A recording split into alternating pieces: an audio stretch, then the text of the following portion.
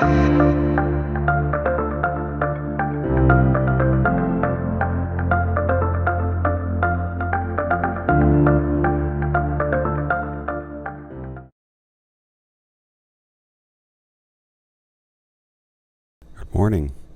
It's Chaplain Greg Holden here again. Hopefully the sound is better than yesterday.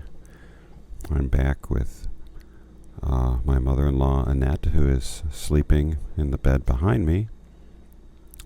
And I just wanted to make a couple reflections about the fog of being in hospice, the fog about being at end of life. It's a beautiful sunny day in January, so let's talk about death. Think about the many ways people die. Suddenly in an accident or other awful event, or an illness that lasts a few days or a week.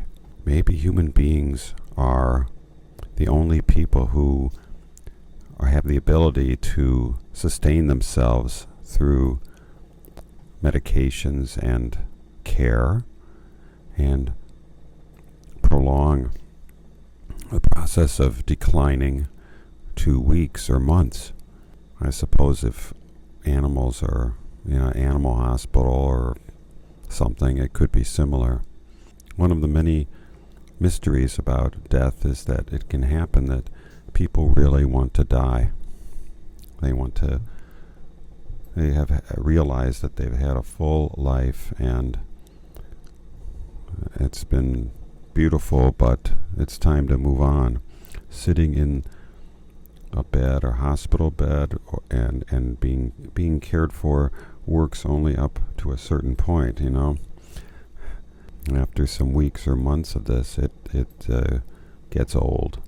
So you want to move on to freedom, to being able to be free of this body, this heavy body, the heaviness of being on earth and being in the dimension of eternity where time is fluid and you are absolutely free.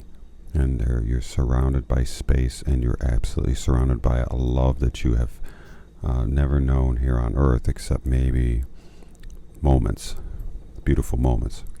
But it's like a fog. You go into the fog and you're surrounded by clouds and you don't know which way you're going and you don't know where the way out is. You just have to wait. You have to wait for the sun to clear and clear away the clouds. I want to recommend to you a book that changed my life. And Peggy too, I think. It changed our perspective dramatically. It's called Journey of Souls. It's by a psychotherapist named Michael Newton. He was a regression hypnotist. It's very profound. He would hypnotize people and take them back to their childhood, and very naturally discovered that people who were able to clearly remember things in their childhood that were traumatic to them and to forgive themselves or the person who perpetrated this trauma, that would help them in the present moment. And one time he couldn't help this woman. He regressed her and he just asked her to go back as far as she could. And to his astonishment, she went back to another life with another name and recalled something in a previous identity, in a previous life that was traumatic, and remembering this really helped her. So this opened up a whole new field of inquiry for him, and Journey of Souls details many tales like this. And there's another book after it called Destiny of Souls. And these two books are just absolutely fascinating. It's not necessarily near-death experiences, but he calls it the life between lives. Remembering the life between lives, you get all kinds of knowledge. And naturally, it comes up about suicide and wanting to end your life at a particular time.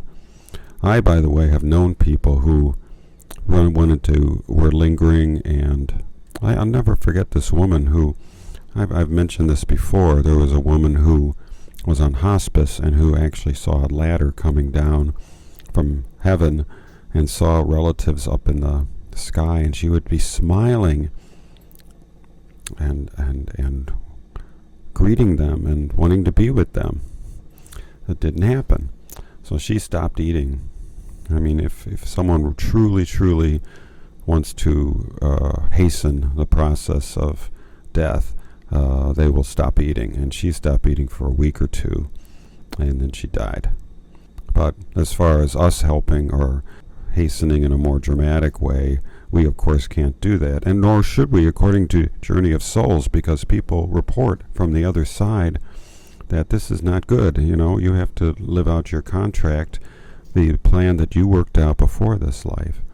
And to leave early by ending your life before the agreed upon time is, let's just say, it's frowned upon. It's not that you're going to go back there and get punished or be burning in hell or something like that, but you'll just, well, let me read to you a passage from Michael Newton's book. There was a man who was very unhappy with his life as a prosecutor in the Old West, and he did end his life. And he reported to Michael Newton in the present life, through hypnosis, my loved one will be disappointed that I bailed out early and I didn't have the courage to face my difficulties. By choosing to die as I did means I have to come back later and deal with the same thing all over again in a different life. I just wasted a lot of time by checking out early. So that's what I believe, and what many cultures around the world believe in reincarnation, that if you don't achieve what you were assigned or you agreed to do in one life, you'll come back. And you may not come back as a human. You could come back as an animal, and you have a very little opportunity to communicate and improve yourself and understand things. So it's better to do it now while you got the opportunity. He adds something else in this book that's interesting. He says, this is the usual spiritual attitude towards suicide, what I just mentioned, but I want to add that those who escape from chronic physical pain or almost total incapacity on earth by killing themselves feel no remorse as souls. Their guides and their friends also have a more accepting view toward their motivation for suicide. It's all about compassion, right? So I don't want to belabor that point, but lingering for weeks or months and wondering why is the end not coming is a mystery, and it's a fog. I used to tell people that, I don't know why you're lingering. I don't know why you're in this bed and you have to be cared for day after day, but you're giving us an opportunity, and I thank you for that opportunity. You're giving me an opportunity, and you're giving all these nurses and nursing assistants and family an opportunity to exercise compassion. And one thing I'm learning is that just by being at a very high vibration yourself, by resonating love and caring and gratitude, that you change everything around you.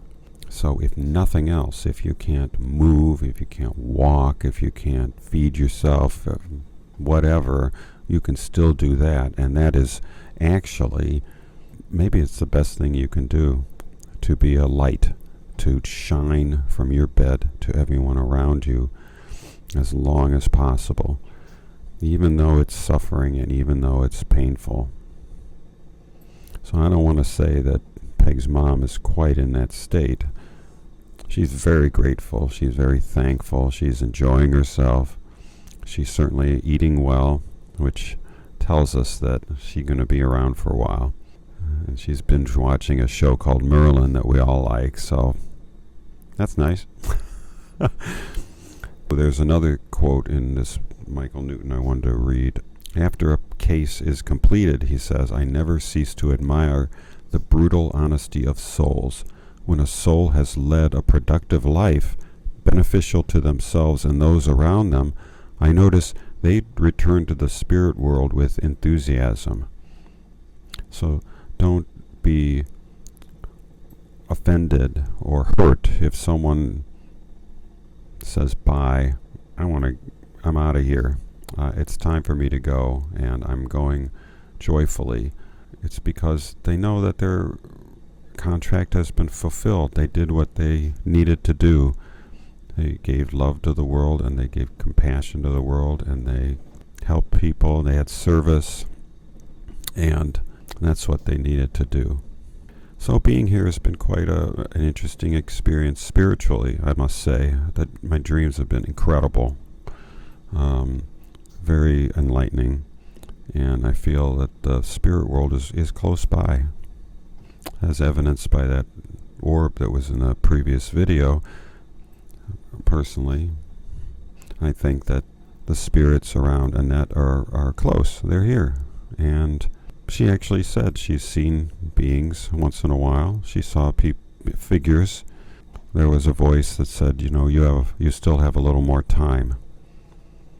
So that's okay. We're going to go in through the fog, and we're going to get out the other side. Now people are getting up, so I better sign off. This is Chaplain Greg Holden. Thank you for listening to Dharma for Doctors, Spiritual Care for Caregivers. Until next time, I wish you peace.